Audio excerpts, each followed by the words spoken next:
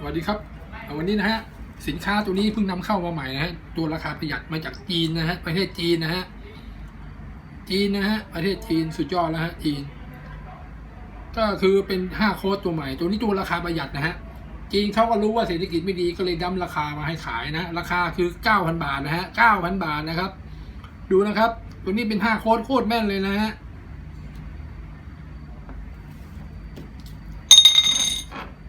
2 ทีนะฮะ2 ทีเล่น5-3-2นะครับใน52นะฮะ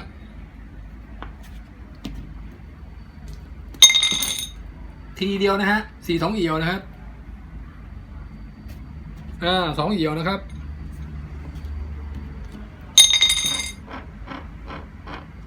5 ทีนะฮะแนะนำเล่นฉีดยาเลยนะเอี่ยวต่ำกับ6 สูงนะฮะไม่หรือไม่ก็เอี่ยวต่ำเต็ง6ก็ได้นะครับ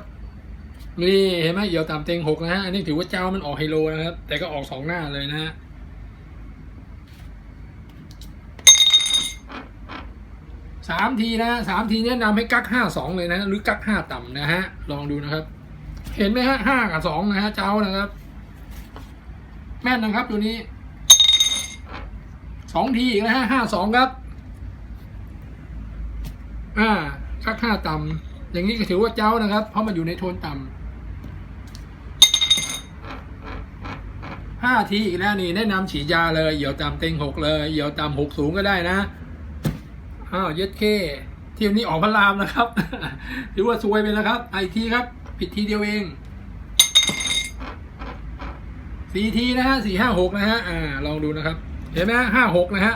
นี่สนใจโทรมาสอบถามเลยนะฮะ0818620264ราคาประหยัดนะฮะไม่อินไชน่านะครับสุดยอดครับไชน่าครับไชน่าสุดยอดโอเคนะครับช้างว่าดูไม่สู้